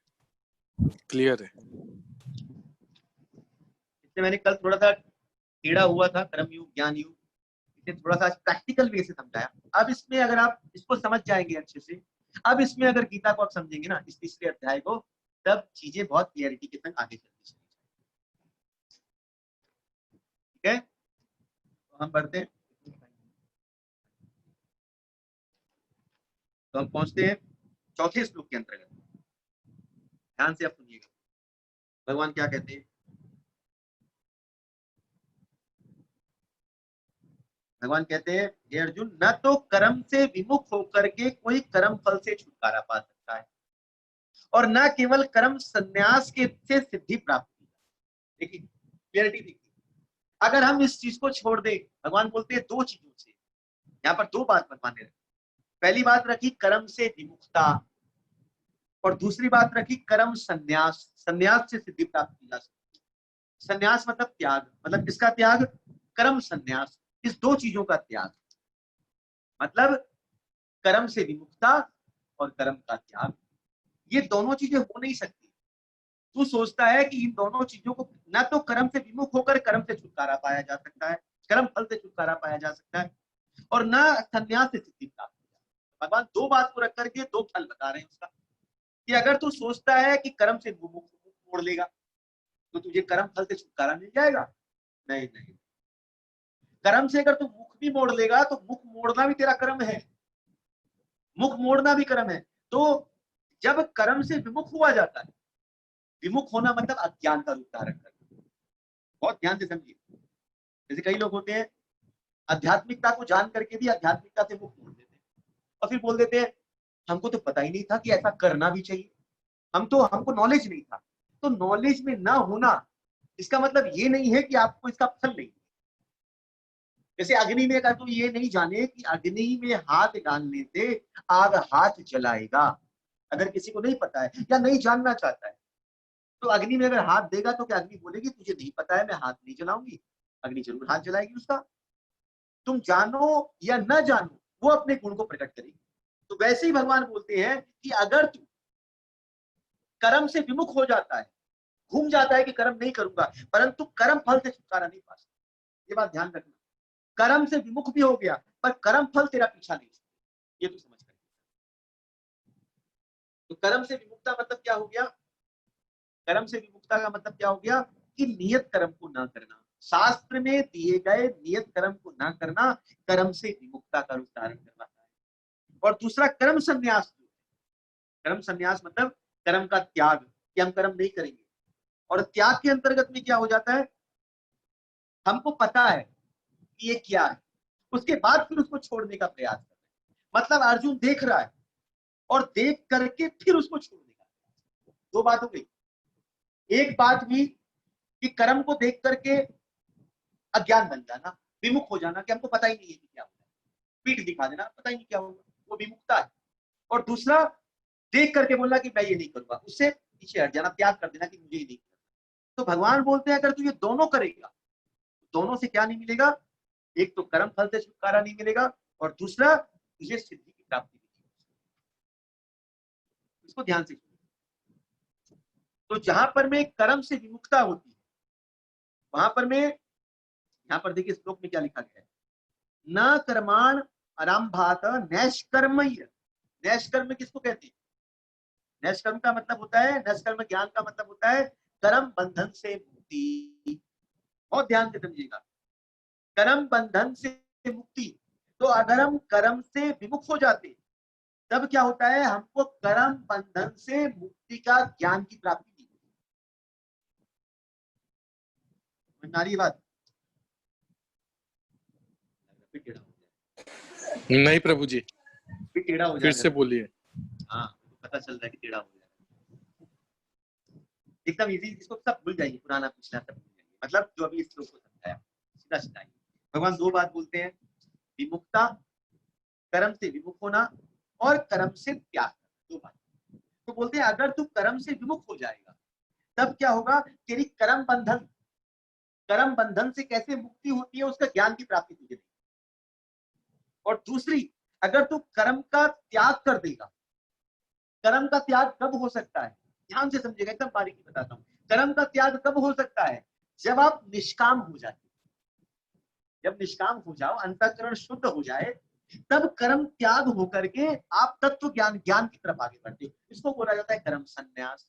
परंतु जब तक अशुद्ध अंतःकरण है तब तक अगर कर्म का त्याग करोगे तो क्या होगा, सिद्धि की प्राप्ति नहीं होगी। मतलब आपको उस परम लक्ष्य मुक्ति की प्राप्ति नहीं होगी। दोनों नहीं मिलेगी, सिद्धि भी नहीं मिलेगी और मुक्ति भी नहीं मिलेगी। कर्म बंधन से निवृत्ति मुक्ति है और यहाँ पर भगवान कहते हैं कि संन्यास से सिद्धि की प्राप्ति, मतलब जो तेरा लक्ष्य है उस लक्ष्य की प्राप्ति। तो विमुक्ता और त्याग, तो कर्म की विमुक्ता भी नहीं होनी चाहिए और कर्म का त्याग भी नहीं, दोनों नहीं वो होना नहीं चाहिए, हो ही नहीं सकता है। अगर हम कर्म से विमुख होना चाहें पर विमुख हो ही नहीं सकते। अगर आपने इधर से मुख उधर घुमाया तो कहीं तो दृष्टि गई आपकी, कहीं तो कर्म दिखाई देगा। और कर्म त्याग करके आगे बढ़ने का बात करेंगे तब हमने फल्गु वैराग्य किया है। जहां पर मैं और बहुत को ध्यान से समझिए, त्याग अगर कृष्ण को बिना आधार करके, भक्ति को आधार किए बिना होता है तो त्याग के अंदर में कामना होती है। इस बात को गांठ मान लीजिए।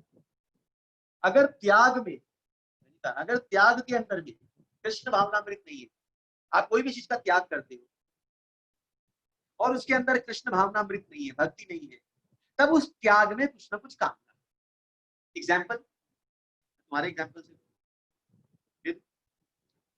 जैसे हाँ, कोई भी कोई कोई कोई का एग्जाम्पल, जैसे कोई बोले कि भाई मैं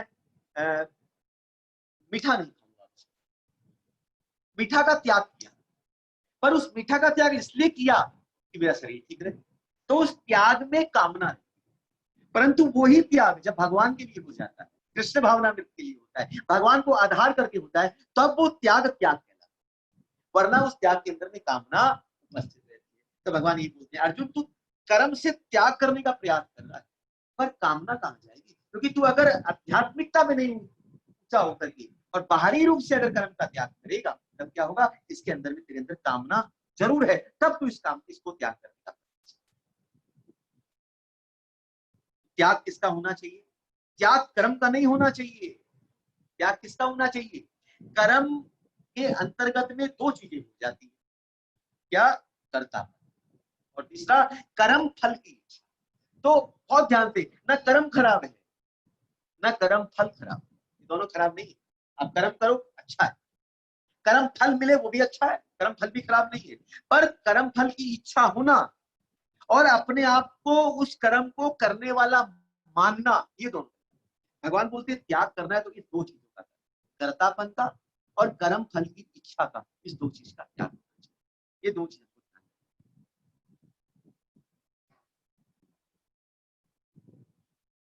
तो ये भगवान इस श्लोक के माध्यम से समझा रहे हैं। ये क्लियर हुआ कि नहीं हुआ? विमुक्ता और त्याग। विमुक्ता में क्या हो जाता है? कर्म बंधन से मुक्ति नहीं मिलेगी। ये भगवान लिखते हैं नैष्कर्मण्य, मतलब नैष्क्रम जो है, कर्म बंधन से मुक्ति का जो ज्ञान है वो तुमको, मुक्ति नहीं, मुक्ति का जो ज्ञान है वो तुमको प्राप्त होगा। और त्याग से, बाहरी त्याग केवल करोगे तो तुम्हारे अंदर कामना की उपज है, इसलिए तुम उसको त्याग करने का प्रयास करो। इसलिए वो जो त्याग कहलाएगा वो फल्गु त्याग कहलाएगा, फल्गु कहलाएगा। मैंने पहले भी कहा था, कर्म अंदर से होता है, कर्ता ने कर्म को करण से, तो बाहर की इंद्रियां जो कर रही है वो क्या है? वो करण है, वो कर रही है। हमने बाहर से तो त्याग कर दिया चीजों का, पर अंदर से कामना कौन निकालेगा? That is. तो त्याग कब होता है? जब आंतरिक रूप से, मन से जब उस चीज छूट जाती है, तब वो त्याग।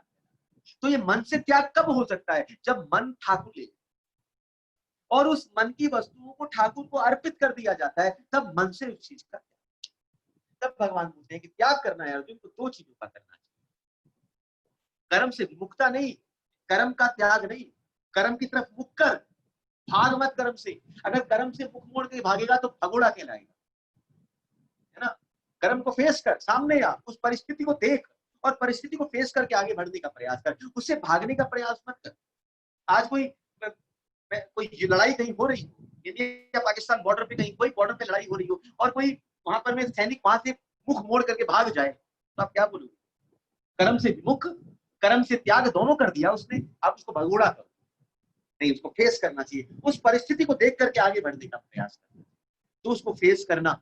भगवान बोलते हैं कि ना उससे विमुख हो, ना त्याग कर, बल्कि त्याग करना है तो इसका त्याग करना चाहिए, कर्म फल की इच्छा का त्याग और कर्म कर्तापन का त्याग, इस दो चीजों का त्याग। इस बात को भगवान, वरना अगर त्याग करेगा बिना भक्ति में आगे बढ़ करके, तब वो त्याग के अंदर कुछ कामना छोड़।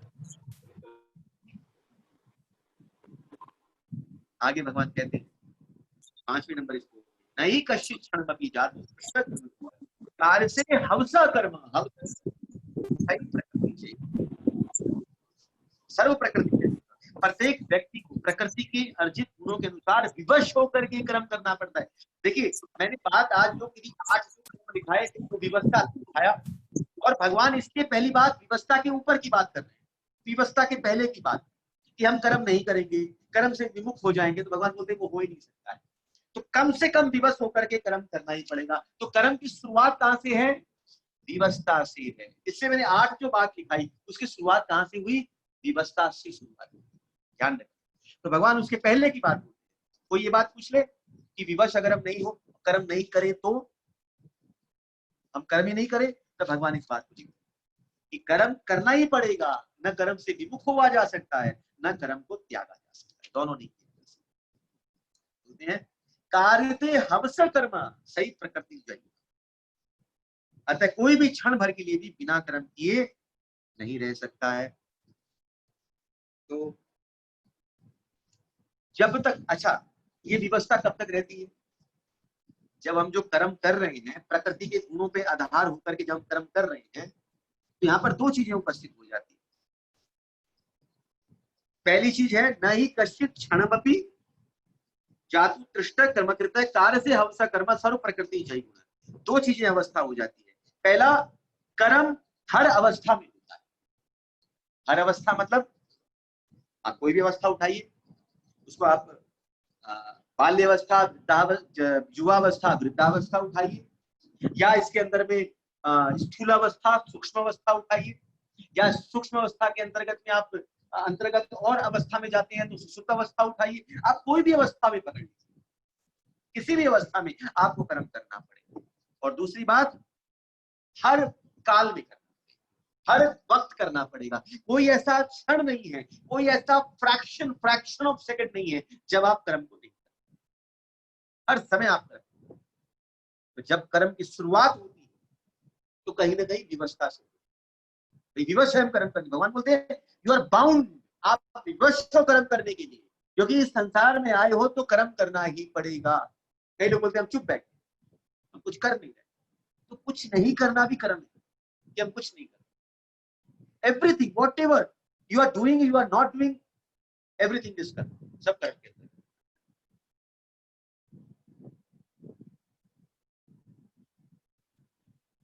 कर्म बुरा नहीं, कर्म के प्रति हमारी आसक्ति। तो कब तक ये कर्म करना पड़ता है? भगवान बोलते हैं कार्यते हवस कर्म सर्व प्रकृति जयुना। जब तक इस प्रकृति से हमारा संबंध है, जब तक ये प्रकृति हमारे पास में है, प्रकृति से हम संबंधित है, तब तक क्या करना पड़ता है? हमको विवश होकर के कर्म करना पड़ता है। तो प्रकृति क्या करती है? हमको विवश करती है, बाध्य करती है। किसके लिए? कर्म करने के लिए। वे ध्यान रखिएगा, कोई भी क्षण, कोई भी ऐसा समय नहीं है, कोई ऐसी चीज नहीं है जिसके अंतर्गत में हम कर्म नहीं कर रहे हैं।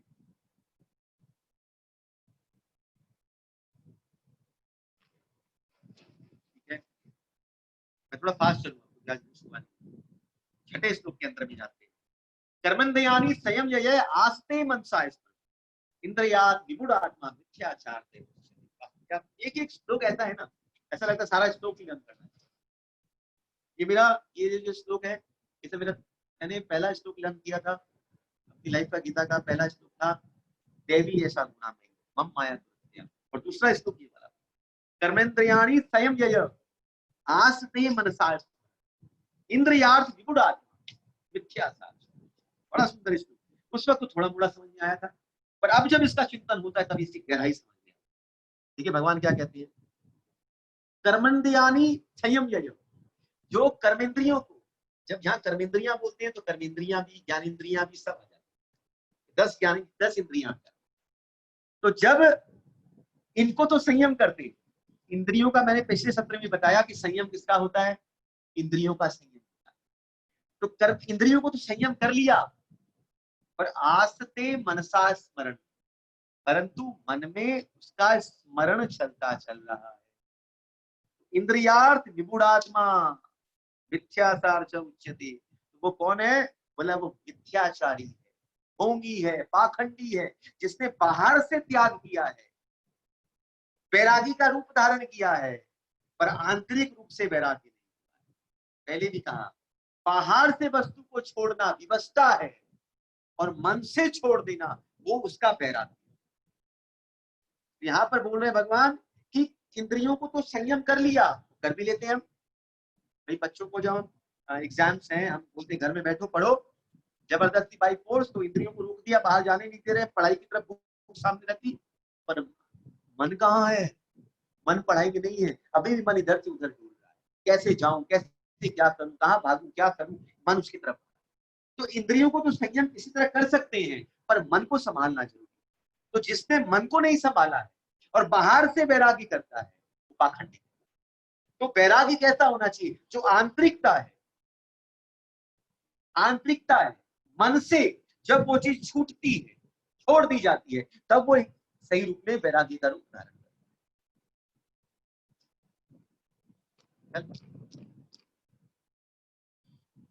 वैराग्य कर्म धारण करता है।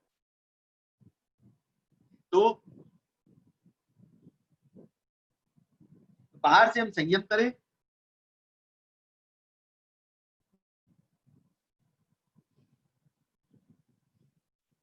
तो कर्म कहां से होता है? कर्म हमारा होता है अंदर से। और संयम कहां होता है? संयम होता है बाहर से। तो बाहर से संयम होता है, पर कर्म होता है अंदर से। तो हमको जो शुद्धिकरण करना है, किसका करना पड़ेगा? अंदर का करना पड़ेगा। तो जब तक अंदर का शुद्धिकरण नहीं होगा, तब तक हमारा बाहर का जो संयम है, वो संयम सही ढंग से नहीं। मन में क्या चलता है? मन कैसा कर्म करता है? बुद्धि कैसी कर्म करती है? और अहंकार कौन सा कर्म करता है?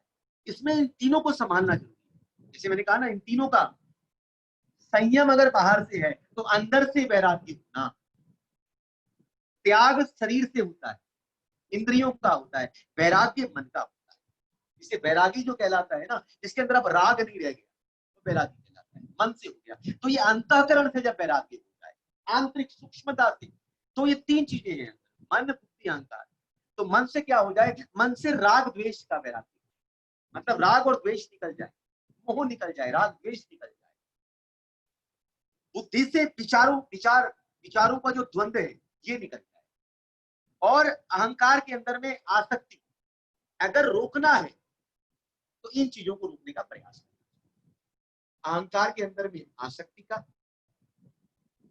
बुद्धि के अंदर विचारों का, और मन के अंदर राग द्वेष रूपी अनंत अनंत द्वंद्वों का, मोह का, राग द्वेष का, इनको अगर संभालने का प्रयास करते हैं, और तब जाकर के ये इंद्रियों के पास जब चीजें आती है, तब वो आता है, तब वो सही कहलाता है। अन्यथा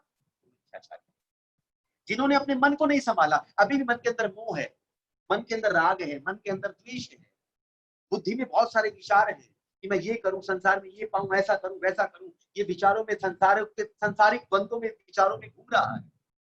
कल भी ये बात समझाई थी कि विचार संबंध से भी आता है, और विचार नीचे मन के द्वारा भी, मोह के द्वारा भी पैदा होता है। इसमें विचार घूम रहा है। और अहंकार के अंदर में आसक्ति है, संबंध अभी भी बना बना करके फंसा हुआ है उसके अंदर। ये तीन चीजें जब तक है, तब तक वो सही ढंग से बाहर के रूप में त्याग नहीं हो सकता। तब भगवान बोलते हैं कि जो बाहर से तो कर्मेंद्रियों को तो वश में करता है, पर अंदर अपनी इंद्रियों का चिंतन करता रहता है, तो क्या कहलाता है? इसको रोकना पड़ेगा, इसको संभालना पड़ेगा, अपने अंदर को पहले संभालना पड़ेगा। ये आगे भगवान कहते हैं दूसरी ओर, ये भगवान ने एक पक्ष बताया मिथ्याचारी का, अब दूसरी बात कर रहे हैं। दूसरी ओर यदि कोई निष्ठावान व्यक्ति अपने मन के द्वारा इंद्रियों को वश में करने का प्रयत्न करता है, और बिना किसी आसक्ति के कर्म योग कृष्ण भावनामृत प्रारंभ करता है, तो अति भगवान बोलते हैं जो निष्ठावान व्यक्ति मन के द्वारा इंद्रियों, एक है जो बाहर से संयम अंदर से वो मिथ्याचारी है, और दूसरा कौन है? जो मन से इंद्रियों को वश में करने का प्रयास, मतलब मन के द्वारा, मन के अंदर में ये जितनी भी चीजें हैं, बुद्धि के अंदर जो चीजें हैं, अहंकार के अंदर में जो चीजें हैं, इसको समाहित कर करके, इसको ठीक कर करके प्रयास करता है। और इसको ठीक करके जब ये इंद्रियों के पास भेजता है, तब भगवान क्या बोलते हैं कि वह उत्कृष्ट, वो श्रेष्ठ। बाहर से अंदर ना जाए, अंदर से बाहर जाने का प्रयास। बाहर से केवल संयम ना हो, अंदर का संयम सबसे ज्यादा है। ये ध्यान रखें। चाउमीन हमने छोड़ दिया, हमने ये छोड़ दिया, पर उसका चिंतन चले, वो ठीक नहीं। इससे अच्छा है कि उस वस्तु को भगवान को भोग लगाइए और खाइए, भोग लगाइए खाइए, भोग लगाइए खाइए। कम से कम उस चीजों को भगवान से जोड़ने का प्रयास करें। ये वापस लोग पढ़। दूसरी ओर यदि कोई निष्ठावान व्यक्ति अपने मन के द्वारा, मन से इंद्रियों को वश में करने का प्रयत्न करता है, मन से इंद्रियों को वश में, और बिना किसी आसक्ति की, आसक्ति अहंकार का सूचक, कर्म योग और कर्म योग प्रारंभ करता है, तो अति मन और अहंकार, मन और अहंकार के बीच में बुद्धि, ये तीनों चीजों को लेकर के इंद्रियों को संभालने का प्रयास करता है। तो वैरागी कौन कहलाता है? वैरागी कहलाता है जो अंतस्थ रूप से त्याग कर दिया है, फिर बाहर से त्याग होता है, वो वैरागी। परंतु जिन्होंने बाहर से वैराग्य किया है, गेरुआ वस्त्र धारण कर लिया, कुछ भी वॉटेवर कर लिया, पर अंदर में अभी भी उसका चिंतन चल रहा है, अभी भी भोग वृत्ति है, तो वो कहाँ पर में है? आधे जेल में, और आधे जेल में जाने की तैयारी है। अब उनको बाहर से देखोगे तो बहुत बड़े वैरागी नजर आएंगे, कपड़े वैसे, रूप वैसा, आभूषण वैसे ऐसा लगेगा महाराज बहुत बड़े वैरागी, परंतु आंतरिक रूप से वो चिंतन है, इसलिए कहीं ना कहीं गलत कर करके आज जेल के अंदर। ये भगवान बोलते हैं पाखंडी कहलाते हैं, मिथ्याचारी। यही एक बार प्रभुपाद थे, और प्रभुपाद जब अमेरिका में गए ना, तो टैक्सी में घूम रहे थे, गिरवा वस्त्र था, टैक्सी ड्राइवर ने बोला आप you are from India? Yes. You are योगी सन्यासी? यस। तो उसने कहा शो मी सम मिरेकल्स, आप मुझे कुछ जादू दिखाओ। तो कौन सा जादू? Some magic.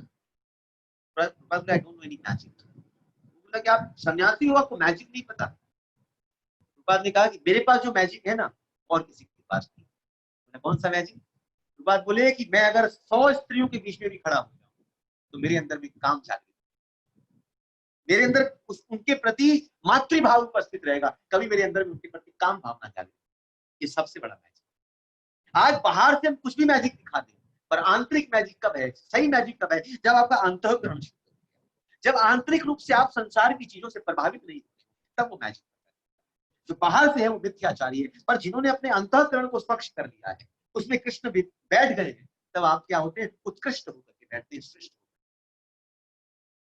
तब फिर आपने कौन सा वेशभूषा धारण किया है कोई फर्क नहीं पड़ता है। आप सूट बूट में घूम रहे हो, श्रेष्ठ हो आप।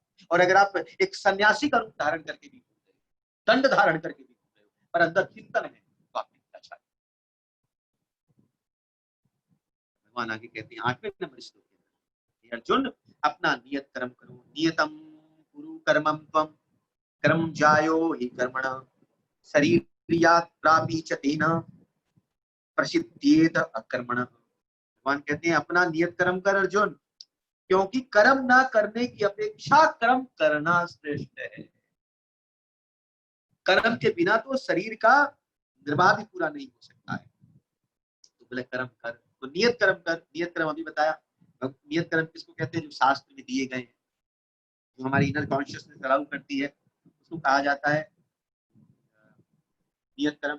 और अकर्मणी मत बन। अकर्मणी मतलब कर्म न करने में तेरी रुचि नहीं। ये मत सोच कि कर्म नहीं करूंगा, कर्म तो तुझे करना ही पड़ेगा, उसमें रुचि, अकर्मण में रुचि मत रख। अकर्मण में रुचि रखेगा तो आगे नहीं बढ़ पाएगा, क्योंकि जीवन निर्वाह के लिए, करने के लिए भी तुझे कर्म तो करना ही।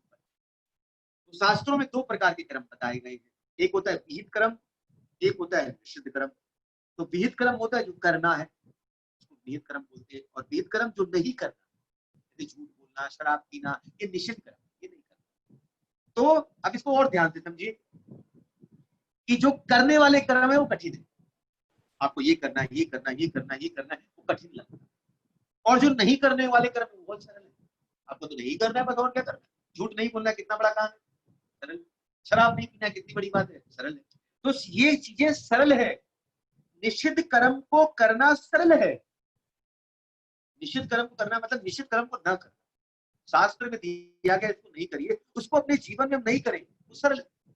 और जो दिया गया करो नियत कर्म को करना कठिन है, परंतु जो निषिद्ध कर्म को कर लेता है, मतलब निषिद्ध कर्म जो दिया गया शास्त्रों में मत करो, उसको नहीं करता है, उसको दृढ़ता से पालन कर लेता है, तो नियत कर्म अपने आप। इसलिए कठिनता, अगर आपने जैसे ही निषिद्ध कर्म की तरफ आपकी विमुखता हो गई, आपका शास्त्र में हुआ कि अब से, जैसे प्रभुपाद इसे बार बार बोलते थे, बहुत इंपॉर्टेंट प्रभुपाद ने कहा कि 4 रेगुलेटरी प्रिंसिपल को फॉलो करो। निषिद्ध कर्म को पहले ध्यान रख पाया, no meat eating, no intoxication, no illicit sex, और क्या था?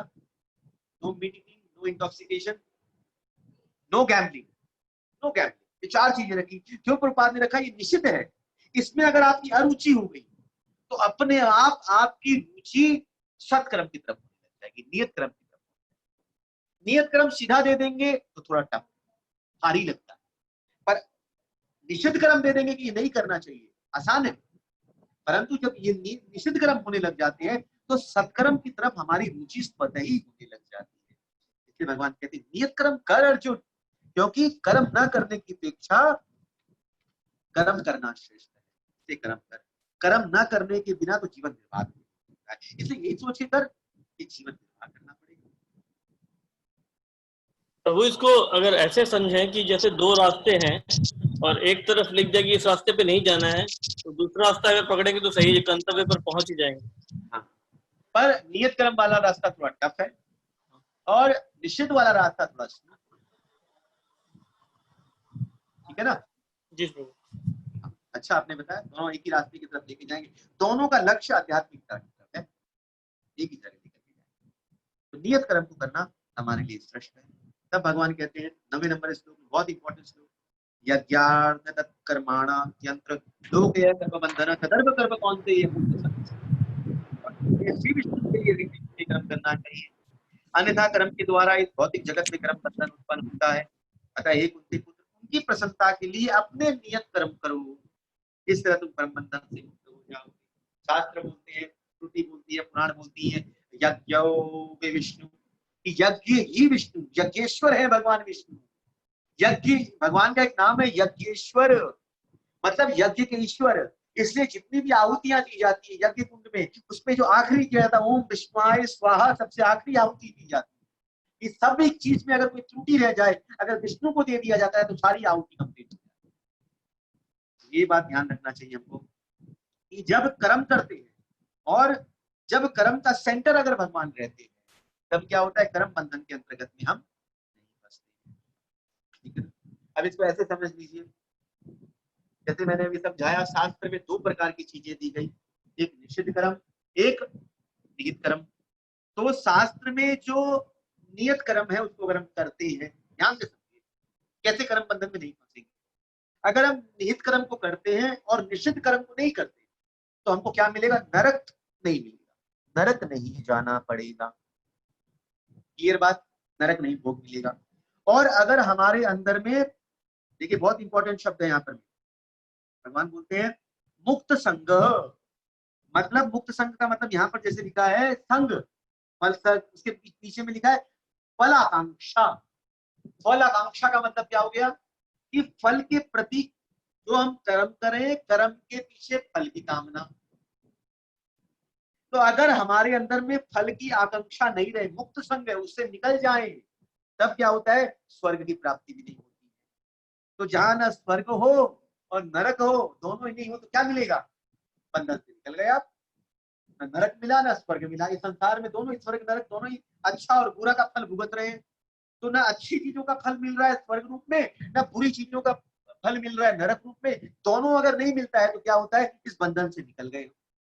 क्या करना चाहिए, दो चीज भगवान बोलते हैं, क्या करो, शास्त्र में निषिद्ध कर्मों को, जो निहित कर्मों को करना, और निषिद्ध कर्मों को न करने से नरक नहीं मिलेगा, और कर्म फल की इच्छा से जब निवृत्त हो जाओगे तो स्वर्ग नहीं, दोनों नहीं मिलेगा तो कर्म बंधन से मुक्ति। इसके पर करे क्या, ये भी नहीं करे, ये भी नहीं करे तो करे क्या। तो भगवान बोलते हैं नियत कर्म को करो, पर नियत कर्म को मेरे लिए, मेरे लिए, मुझे सेंटर में रख कर, तब तुम इससे, ये भगवान समझाना चाहते हैं। तो इसलिए इसी बात को विशेष रूप से चौथे स्कंद में श्रीमद् भागवतम में और तीसवां अध्याय 19 नंबर श्लोक, चौथा स्कंद, लिख लीजिए चाहे अगर आप पढ़ना चाहें तो। अब चौथा स्कंद 30वां अध्याय और 19 नंबर श्लोक 4:30-19, इसमें भगवान स्वयं परिचिताओं को जब उपदेश देते हैं तो भगवान परिचिताओं को कहते हैं कि जो मुझे भोक्ता मानता है और भोक्ता मान करके और मुझे ही सब चीज का कर्ता मानता है, पहली बात भोक्ता मानता है, फिर कर्ता मानता है, और जो कुछ करता है, जो नियत कर्म करता है, मेरे लिए करता है। ये तीन चीजें करता है, भोक्ता, कर्ता और नियत कर्म मेरे लिए करता है। और जब ये करता है तो करने के लिए क्या होता है, उसकी रुचि स्वतः ही मेरी लीला में, कथा में, मेरे नाम, ये सब चीजों के प्रति आश्वस्त होगा। मतलब जैसे ही करेगा तो उसकी रुचि कहाँ हो जाएगी, मेरी लीला कथा में आकर्षण हो जाएगा, मेरे नाम के प्रति रुचि जागृत हो जाएगी। और ऐसे गृहस्थ, भगवान इस शब्द का इस्तेमाल करते हैं परिचिताओं को, कि ऐसे गृहस्थ जिसकी रुचि इसमें हो जाती है, वो इस भव बंधन से मुक्त, भव बंधन से मुक्त। यही बात को भगवान यहाँ पे, यही बात को भगवान परिचिताओं को भी उपदेश देते हैं। विशेष रूप से भगवान को ही भोक्ता मानना, भगवान को ही कर्ता मानना। ये मत सोचे कि मैं करने वाला हूं, वो करने वाले हैं। भोक्ता मतलब जो कुछ कर रहे हैं उनके लिए कर रहे हैं, ही इज एंजॉयर। और तीसरी बात, नियत कर्म, जो कुछ करेंगे उनके लिए करेंगे। तब स्वतः ही हमारी रुचि कहाँ जाएगी? भगवान की लीला कथा में, श्रवण में, नाम में होगी। और बोलते जो ऐसा गृहस्थ इसमें रुचि बना लेता है वो भाव बंधन से तुरंत की तरफ आगे बढ़ता है। भगवान बोलते हैं इसी बात में, यज्ञार्थ कर्म यंत्र लोके कर्म सदर्भ कर्म कौनते या मुक्त संग समाज। जो मुझे सेंटर में रख करके यज्ञ रूप में रखता है, इसको पहले भी समझा चुका हूं, यज्ञ रूप में रखता है, सेंटर में रखता है, और अपना समर्पण जब मुझको करता है तब उस भाव बंधन से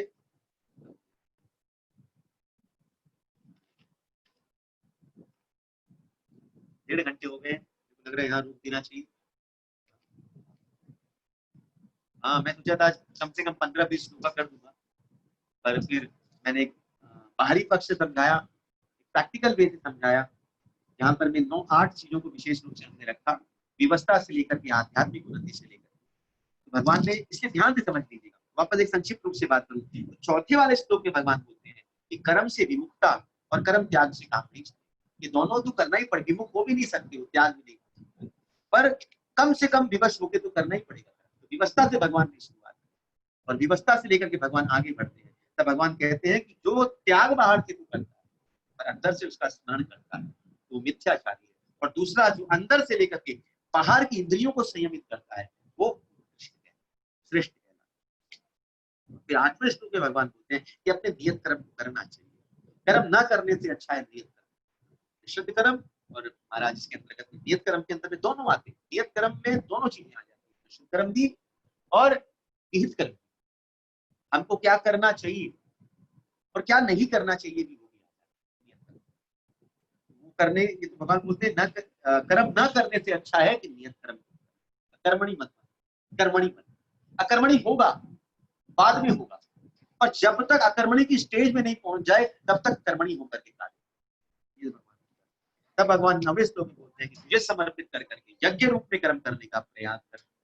यज्ञ रूप में समर्पित कर करके जब कर्म करता है तो इस कर्म बंधन से। तो ये 9 श्लोक तक हमने किया। अब नेक्स्ट टाइम मेरे ख्याल से मैं सोच रहा हूँ कि अभी आपका क्वेश्चन आंसर्स लास्ट को बोलूंगा कि आपका रिजल्ट अभी दे देंगे थोड़ी देर, और वेडनेसडे को शायद लॉकडाउन है, वेडनेसडे को लॉकडाउन है, तो क्या उस दिन